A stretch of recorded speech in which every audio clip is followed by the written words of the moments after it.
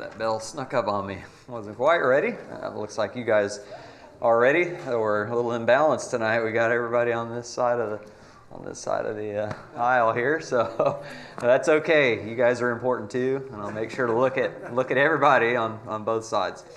Well, let's go ahead and have a prayer, and then we'll get into tonight's class.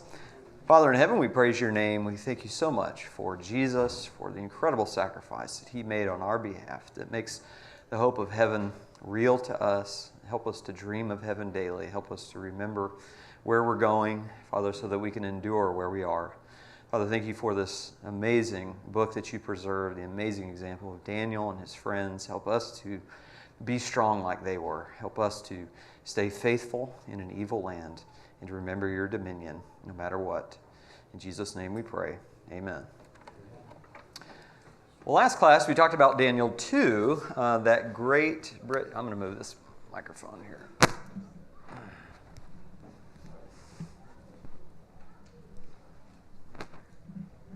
Okay. That great bridge between the Old and the New Testaments, where God, for whom there are no mysteries, explained to Nebuchadnezzar in great detail what was going to happen for the next 600 years. There would be 4 kingdoms. There would be Babylon, and do you remember what the following kingdoms were after that? Who's after Babylon? Okay, the Medo-Persians, second, and then third. Okay, the Greeks, and then fourth. Yeah, the Romans. Okay, and then in that 4th kingdom, in the time of the Romans, God would establish a kingdom that would come and crush all the other kingdoms and would itself endure forever. And that was fulfilled, at least the beginning of it was begun when Jesus set up his spiritual kingdom in people's hearts on the day of Pentecost in Acts 2. And of course, his kingdom continues to fill the whole earth until it reaches its perfected state and we go to heaven.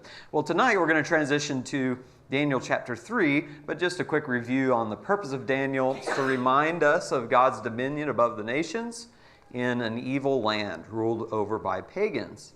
Now, usually when we transition to a new chapter, Adam and I will give you like a key takeaway in the text, just not that there aren't other applications, but maybe just one main point that we want you to take away.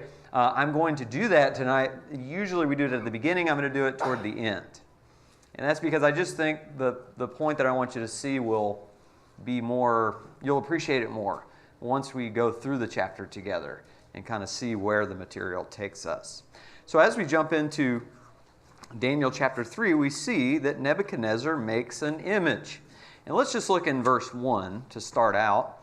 Nebuchadnezzar the king made an image of gold, the height of which was 60 cubits and its width 6 cubits, and he set it up on the plain of Dura in the province of Babylon.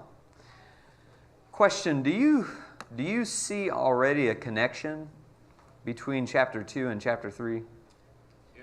Yeah, both involve statues. Okay, you had Nebuchadnezzar having this dream of a statue in chapter 2, and now he's building an actual literal statue. Now what's interesting is when Daniel told him what the meaning of that statue was, you remember he said that you are the head of gold, that Babylon and your kingdom, Nebuchadnezzar, is the head of gold, which meant not only, of course, that Nebuchadnezzar's kingdom was the present kingdom, like he's presently ruling, but that his kingdom was actually superior to all the others that came after, because all the other ones that came afterwards were made of inferior metals like silver and bronze and iron and clay. And Daniel flat out just uses the word inferior when he describes the 3rd kingdom.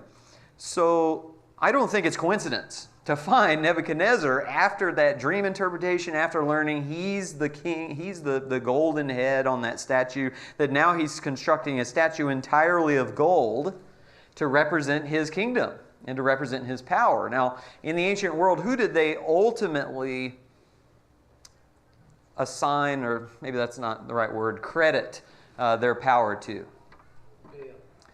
Okay, well, yeah, sometimes it would be Baal, depending on what culture you're in, what nation. But in a more general sense, they're gods. Okay, whatever gods they worship, they viewed the gods as the one giving them military victory, giving them dominion and power over the world. And so later in this chapter, we learn that the statue Nebuchadnezzar built was apparently an image of a god. I used to think it was just an image of himself. Don't think that's really right.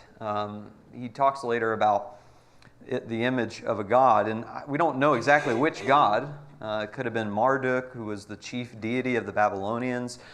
But it's an impressive statue. I mean, it's 90 feet tall. It's 9 stories tall. It's 9 feet wide. And some people think those dimensions sound a little weird, like this thing would be like a super lanky, like Gumby sort of an image. But if you factor in the fact that there's probably a base at the bottom of it, that those 9 stories include the height of the base, it's probably more proportionate in that sense. But it's massive. And I just want us to see right off the bat that in this chapter, this statue is a representation of the power of Babylon's God, and by extension, the power of Nebuchadnezzar in the Babylonian kingdom. So it's not just any image. There's significance to it. Now, what does Nebuchadnezzar do once this statue is built? Yeah, he calls everybody in the kingdom to gather together on this plain of Dura outside the city of Babylon and fall down in worship to this image, to this god. And what's the penalty if you refuse? Thrown in a furnace, thrown in a fiery furnace. This was likely a brick kiln. I tried to find images of what it would look like. There were just so many images and different looking brick kilns. I couldn't really find one that I felt was accurate. I didn't want to find a picture on Google and say, hey, this is an ancient Babylonian brick kiln, and really it's like from the 1800s and some other culture, which that happens. So you have to be careful on your image searches. But one scholar said that these brick kilns, they were used for smelting as well. So you're melting down these precious metals. They probably used this brick kiln to make this image, to melt down the gold, to overlay the image with gold. And one scholar said that these furnaces could reach 1,800 degrees Fahrenheit. A typical campfire burns around 1,000 degrees. And it makes sense why Nebuchadnezzar would do this. He's trying to unite everyone under the rule of Babylon. Everybody's getting on the same page, not just his own people, but look in verse 4. There's a herald who loudly proclaimed, to you the command is given, O peoples, nations, and men of every language. So it seems like the captives from other foreign nations were there. Not just the captives in Judah, but probably the foreigners who had been taken captive by Babylon at other times as well. And so they give allegiance, and they're supposed to submit themselves to this Babylonian god as well. Now, if you're a foreigner, this would make perfect sense, both logically and religiously. It would make sense logically to submit to this god, because if you didn't, you'd be burned to death. Okay, we got the logic part down. Religiously, though, why would it make sense to bow yourself to this god or to this image? Matt?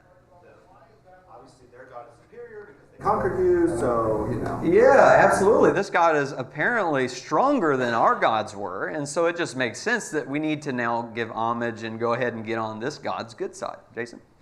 Also in the Mesopotamian region at the time, what scholars tell us, supposedly at least, is that places like, Babylon would have their god Marduk, that city-state, that would be theirs, and then another city-state would have a different one. And they all acknowledged each of them as being, gods and being part of a pantheon. And they even technically, again, claim there would be one like head god and everything, but, that was all very wishy-washy in my opinion, but basically they all accepted that these were other gods, and then when you're in the land, we went in Rome, do as the Romans, so when you're there, you worship their god, who they usually had a statue of.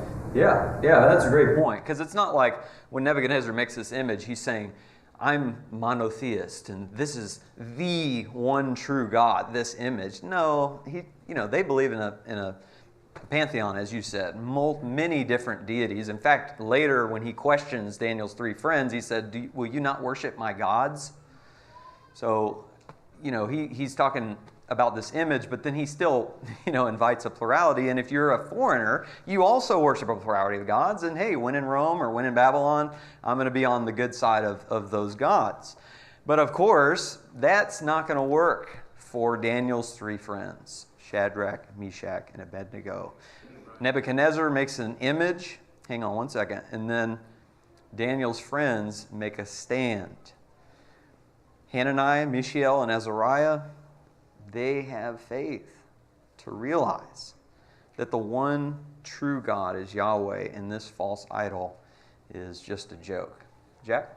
I don't know that we covered it last meeting that we had it or not, but in chapter 2, Nebuchadnezzar does acknowledge that God is the only God above all the other gods. And we don't know how much time has taken place between the end of chapter 2 and the beginning of chapter 3. But whatever it is, he's long since changed his mind. Yeah, that's a good point. Nebuchadnezzar had some sense of a change of mind from chapter 2 when he acknowledged God, Yahweh, is the chief. It's still not a monotheistic statement. It's still a polytheistic statement that, he's just the most powerful of all of them. But yeah, some time has passed and he's clearly forgotten how powerful Yahweh really is, and that power is tested in this chapter. And just look at what they say in verse 12.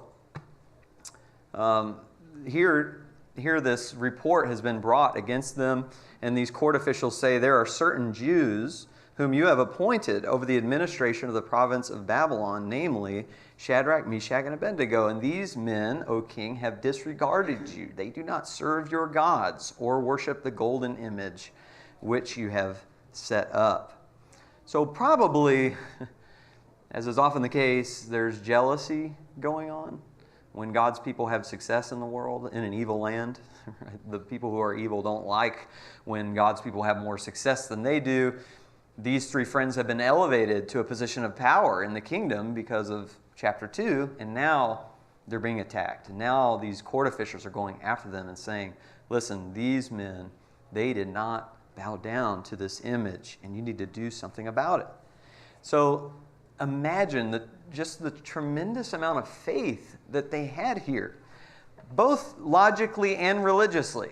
Okay, because logically we have this fiery furnace going on. Logically, if they're wrong about God, they're going to get burned in the fire. And in fact, even later on we'll learn they believe even if they're right about God, they may still get burned in the fire. God may still not deliver them from the fire. So logically, this is just amazing that they would profess faith in God. But religiously speaking, it would be tempting like all the other foreigners, wouldn't it? To say, well, Babylon's more powerful. Their God's more powerful than our God, so we're going to go ahead and bow down. We're going to go ahead and get with the program. Yet they still trust Yahweh. They still refuse to bow to this false idol. The text doesn't really paint the scene for us, but can you imagine if you're standing in a huge crowd, thousands and thousands of people who are falling down on their faces, and yet you and your three friends are the only ones standing? Just how naked and exposed you would feel, just sticking out like sore thumbs, we would say, with that worship music playing, everybody else is falling down. Imagine the courage it would take to go against the grain. And to go against the grain, would you could be burned alive in this furnace. I went to my niece's church one time. I don't really think she still goes there. It was a while ago. It's called the Next Level Church, and they had a full-on band, just a big show, big concert. And everybody is just, they got their hands and they're swaying and they're kind of twirling around in spiritual ecstasy and all that. And I'm just standing there with my hands down. I'm not even singing. I'm just standing there. I cannot tell you how awkward that was. Because I felt people's eyes on me. What's this guy's problem? He doesn't believe in God? He's not spiritually minded? I looked up and, I'd see the people on the stage who were rocking out. And they're looking at me too. And I'm thinking, wow, are they like mad at me because I'm, not digging their music? And then, of course, I'm worried about my niece. I'm embarrassing her in front of her friends. And so I start to kind of maybe think through some excuses for why it would be okay, just this once, just kind of go with the flow. And I'm thankful to say I held strong and I didn't give in. But it was so hard. It was so hard. And if it was hard enough just having people stare at me.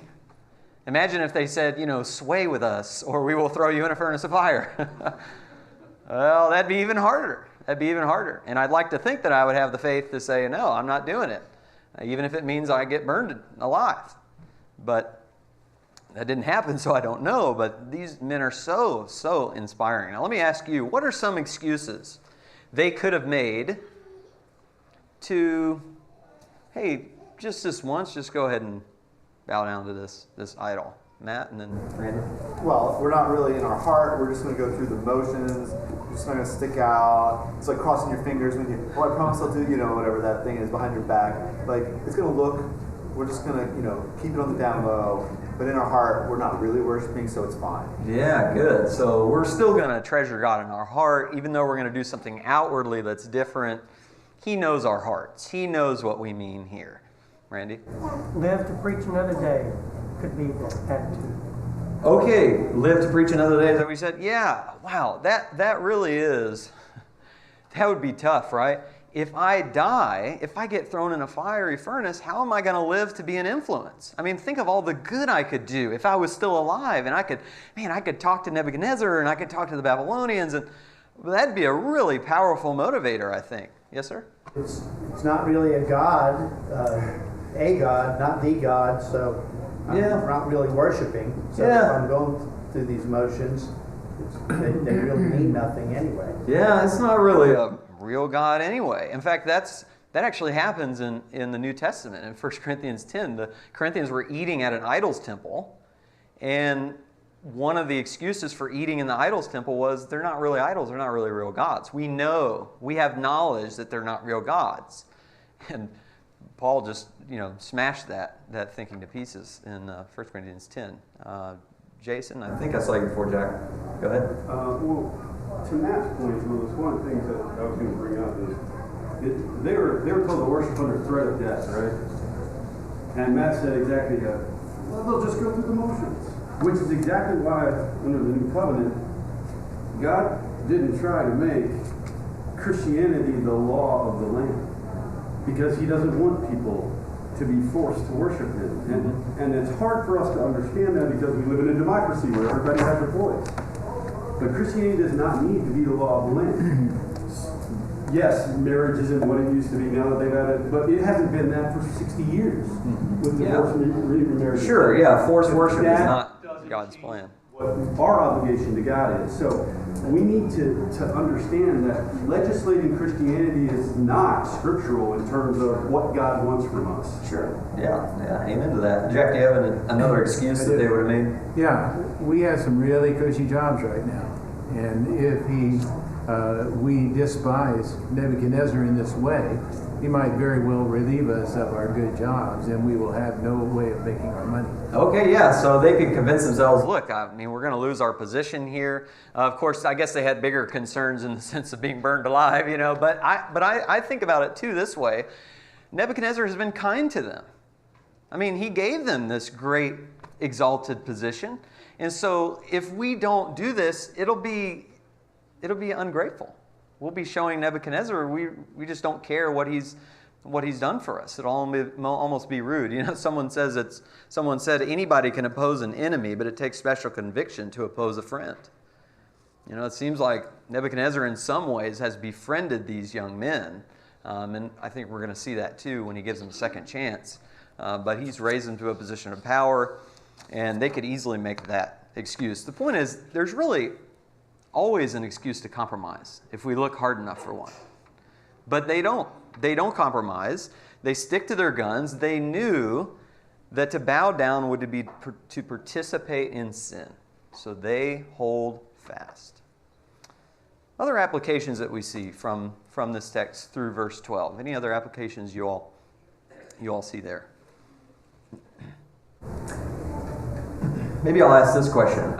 I realize a lot of times this account is used to talk about teenagers and peer pressure, to do drugs or do alcohol. And I realize some of the, drugs and alcohol peer pressure exists even as adults. But what are some other things that maybe you all have experienced as adults that put you maybe in a compromising position, that that feels like, I don't know, we say peer pressure and that almost always sounds like, oh, that's teenagers. Like, adults, we don't have peer pressure. Well, we do.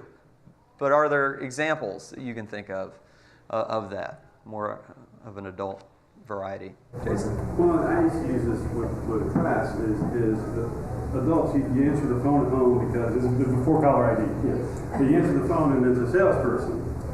Or your kid answers the phone and you look at your kid and you say, tell him I'm not home.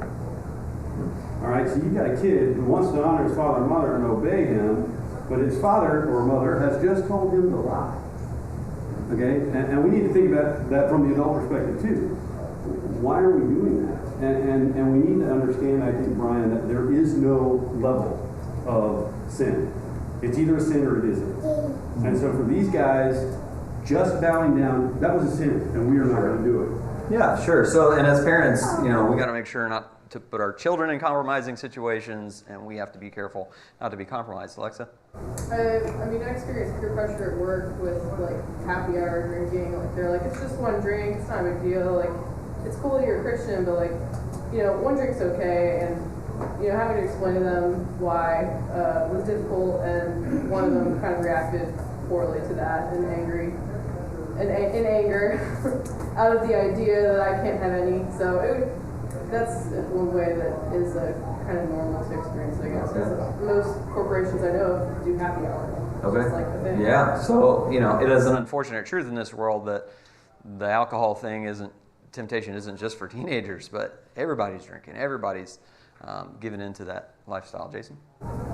Previous company I was at, they support things like gay pride parades and stuff like that. They will want you to be involved in these things, and though they don't come right up to you necessarily and like kind of pressure you directly, there is that atmosphere of, well, why aren't you participating sometimes in things like that? And especially if you were to want to be climbing the ladder quickly, there might be some expectations, at least in their mind, of you participating in even if it's probably wrong of them to be promoting a more moral point of view. Still, it's being done, and it's very popular right now to do so. Mm-hmm. Yeah, that's a really good point. Sometimes in corporations, they expect you to, embrace things that we shouldn't embrace, just kind of as an expectation that that's what we do here. If you want to be in this company, that's part of our culture, and you got to get with it.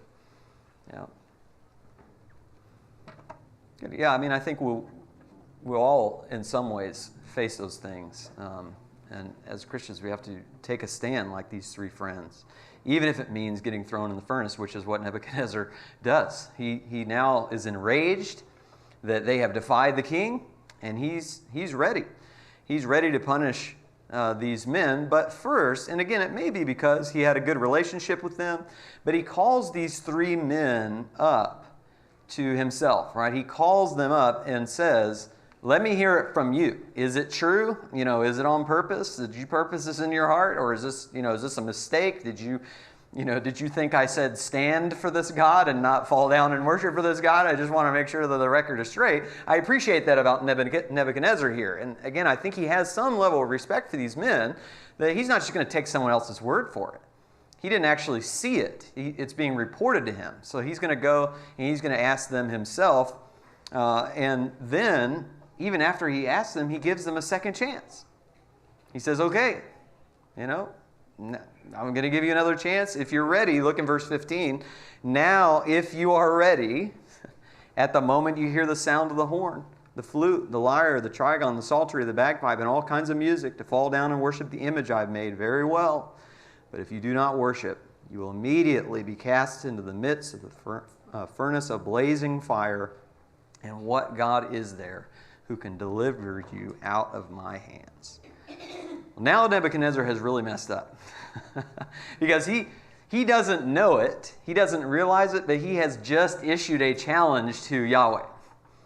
What God is there that can deliver you out of my hands? Sounds kind of like Pharaoh back in Exodus. Who is Yahweh that I should obey him? Well, he's about to find out. One commentator said Pharaoh signed up for a 10-step correspondence course, and I thought that was really good. Well, Nebuchadnezzar's about to get a lesson from God too. And here's the thing, when he says this, again, I'm thinking like Jack is about chapter 2. Like, he says, what God is there going to deliver out of my hands? I mean, surely he hasn't just completely forgotten that God, the revealer of mysteries, right, is the Most High God.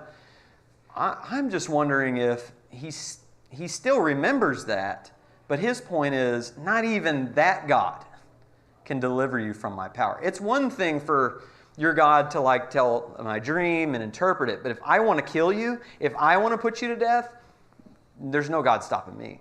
He doesn't understand the concept of God. Yeah, no, not at all. Adam?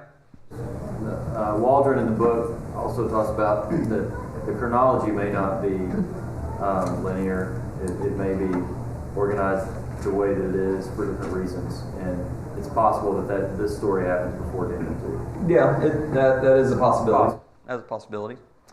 And whatever the order, he's making a very bold statement, right? No, I'm more powerful than any God, essentially, that can deliver you. And their answer is just so amazing.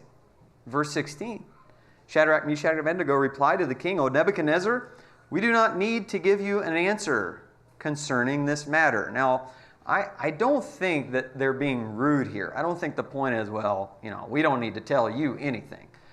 I'm not sure that's the point. It's probably the idea that we don't really need to give you a different answer than the one that we've already given you. In other words, we've already made up our minds about this. Now, it would be a true statement. They don't really have to answer the king.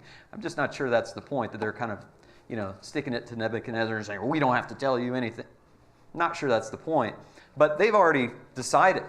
So, this second chance isn't really going to change their mind or do anything. And then it continues, 17 and 18. If it be so, our God whom we serve is able to deliver us from the furnace of the blazing fire, and he will deliver us out of your hand, O king. But even if he does not, let it be known to you, O king, that we are not going to serve your gods or worship the golden image that you have set up. In their minds, there's no question about God's ability. He absolutely is able to deliver them from the fire, but what they withhold is putting God to the test and saying he definitely will do this. They say, even if he doesn't. In other words, they acknowledge that it may not be a part of God's plan to save them from the fire. It may be part of God's will that they burn in this fire, but no matter what God does, whether he delivers them or not, they're still going to do the right thing. They're still going to serve the Lord and refuse to bow down. In other words, this whole thing is all about God. It's not about themselves at all. And I love that phrase. I may end up preaching a sermon on Sunday, this idea of even if he does not. It's just so powerful because we need to have an even if he does not attitude toward God and serve God even if he does not. Fill in the blank. Do all the things that we expect him to, do all the things that we want him to. We're going to serve God no matter what. Well, Nebuchadnezzar again is enraged in his pride that these men would dare defy his order. So he orders the men to heat the fire 7 times its normal heat.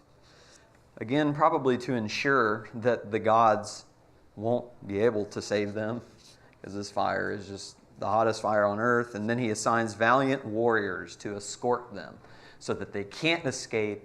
And he has them tied up so that he could throw them in the fire. Have you ever gotten too close to a campfire? You don't have to be in the fire to be burned by the fire. And there's a lady here who shall not be named because I don't want to embarrass her. But she and her family were camping one time, and they were sitting around the fire to keep warm. And her feet got too close to the fire, and it melted the bottom of her shoes. So she's walking through the grass, and it's just all the grass is just sticking to the bottom of the shoes because it's just all the rubber has melted. That's just the campfire, okay? This kiln would have been twice as hot, and the soldiers who were carrying the 3 men up to throw them in this furnace, they died as they were throwing them in. They're killed just by the heat coming off of that fire.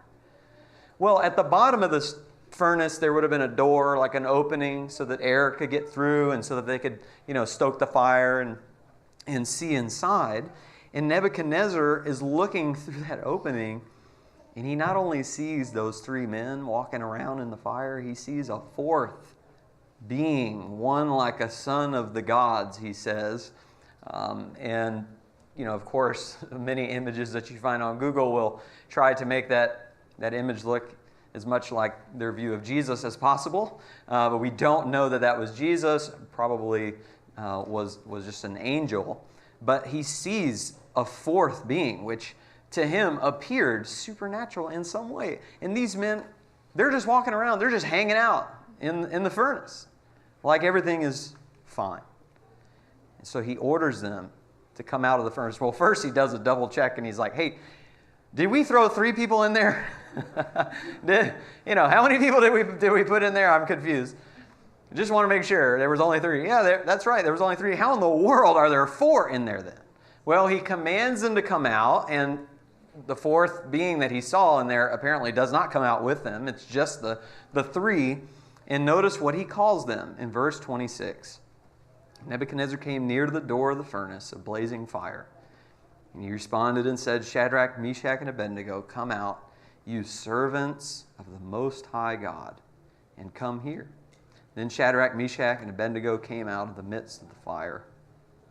The satraps, the prefects, the governors, the king's high officials gathered around and saw, in regard to these men, that the fire had no effect on the bodies of these men, nor was the hair of their heads singed, nor were their trousers damaged, nor had the smell of fire even come upon them. That's just amazing. I mean, first of all, Nebuchadnezzar, now he's snapped back into reality about who the Most High God is again. And the narrative has now shifted away from this image that he made to this God and toward now the Most High God, where the focus should be. And then you notice the effects. I mean, after you sit around a campfire for a while, the smoke kind of gets into your clothes, and it just follows you everywhere. Their clothes did not even smell of smoke. Clothes were just fine. Hairs of their head, not singed at all. It looked like it hadn't been in the fire at all. I mean, just absolutely miraculous. I mean, if you're around a campfire and you're going to make a s'mores and you take a marshmallow and you put it on the end of a stick and you stick it in the fire and you hold it there and you notice nothing is happening to this marshmallow. What is going on? And you just keep holding it there and it should have been melted, should have been, blackened by now to a crisp, but nothing's happening. You pull this marshmallow out and it's cool to the touch. Like it's never been, we would be freaking out, right? We would just lose our minds at something like that. Well, this is even more visual, even more stunning. Human beings, right? They should, not to be too graphic, they should have just melted like marshmallows in this furnace. It's so hot, even the men throwing them in the fire died. And yet, not a single scratch, not a single burn. Now, unfortunately, Nebuchadnezzar still doesn't worship Yahweh as the one true God. He still acknowledges him as one of many gods. So he says in verse 28, Blessed be the God of Shadrach, Meshach, and Abednego, who has sent his angel and delivered his servants who put their trust in him, violating the king's command, yielding up their bodies so as not to serve or worship any god except their own God. Therefore, I make a decree that any people, nation, or tongue that speaks anything offensive against the God of Shadrach, Meshach, and Abednego shall be torn limb from limb and their houses reduced to a rubbish heap, inasmuch as there is no other God who is able to deliver in this way. And then again, he raised them up to a position of prominence and power. As so often is the case, God not only saves his people, he exalts it. He exalts his people. Any applications here? Jason? The one that gets me, and it goes back to even if he's not able. I like the way you phrased it, that Nebuchadnezzar had unwillingly challenged God, or unknowing enough challenged God. The opposite can be said of Shadrach, Meshach, and Abednego. They knowingly did not challenge God. They didn't say, God, look how faithful we are being. You need to save us from this. They recognized that there was no quid pro quo between them and God. And that is a lesson for us. We can't say to God when we pray, God, I've been faithful to you, so you need to do this for me. Sure. It's not a negotiation. And sometimes we understate that lesson here, but they went out of their way to make sure that one, Nebuchadnezzar understood their faith in their God was absolute. And it didn't matter what the outcome of him throwing him in the furnace was going to be. Yeah. And again, that quid pro quo attitude, we see that way too much in modern quote-unquote religion. Yeah, we definitely do. I like also how Nebuchadnezzar, he may not understand or appreciate their God, but he appreciates their convictions, right? And many times in the world, when we stand strong, and I know sometimes, like Alexa said, some people may get angry at us, they may really, but for the most part, people, they may not understand our convictions, but they respect that we have them. And that shows that we're trustworthy people. B? Forget that these four men, young men, were in a nation that had gone completely evil. And that's why God was punishing that nation. But they remained faithful. And we need to apply that to our own selves as we're living in evil times. Yeah, absolutely. We're always going to be surrounded by evil, and we have to stand out and shine as lights in the world. Did I see another hand over here? I thought. Okay, well, let me give you the key takeaway then, where I've been leading this whole time. God has no jurisdiction. God has no jurisdiction. It's so important to appreciate this from an ancient perspective. Because in the ancient world, and Jason was mentioning this earlier, gods were viewed as territorial. So in Nebuchadnezzar's eyes, his gods were obviously more powerful than all the other gods of the other nations because Babylon was a dominant world power. And since Nebuchadnezzar had already done so much damage to Judah and taken away some of the best and brightest of the people, what's the obvious assumption that Nebuchadnezzar would have about the God of Judah? Well, he's weaker than our gods too. So what we have in chapter 3 is a showdown between Nebuchadnezzar's gods, represented by this huge idol, and the God of Hananiah, Mishael, and Azariah. And in Nebuchadnezzar's mind, not only has their God, has Yahweh, failed them and let them suffer defeat in battle, but they're on Babylonian turf now. And your God has no dominion on Babylonian turf. Our gods are even more powerful. We had power over you back in Judah. We have even more power over you now. Yet Yahweh on Babylonian turf makes Nebuchadnezzar and his big dumb idol look so weak and powerless. Yahweh's power is not limited to Judah. He has no jurisdiction. He has no boundaries or borders in which he can only go so far and his power only reaches to that limited edge. No. He can reach his people and save his people anywhere, anytime. And interestingly, and again, not sure about the chronology, but Nebuchadnezzar had a dream in chapter 2 that God would destroy a statue by his power. And here God is destroying another statue by his power.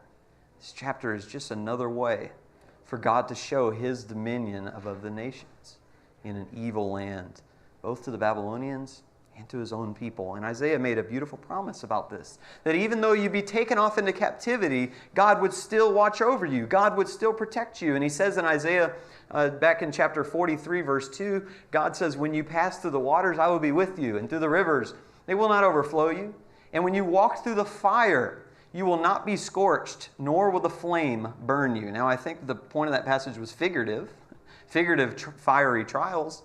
But here we see in Daniel 3 a very literal application of that passage. And we see a couple things practically. Because God has no jurisdiction, he's with us no matter where we are. No matter where we are in this world. I love what the psalmist says in Psalm 139, where can I go from your spirit? Where can I flee from your presence? If I ascend to heaven, you are there. If I make my bed in Sheol, you are there.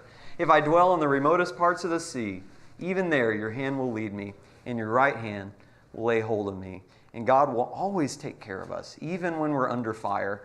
1 Peter 1 says that even when we're tested by fire, our faith can be found to result in the praise and the glory and the honor, the revelation of Jesus Christ. God has no jurisdiction. He's with us everywhere. He can save us. He can protect us everywhere, and He will. Very good. Thank you for your participation. If you'll read, reading's a little different because we jumped to the back of the book for some discussion about apocalyptic literature in 161, 163, and then in Ezekiel chapter 1 we'll get into on those pages 24 through 30. Hey, thank you all so much.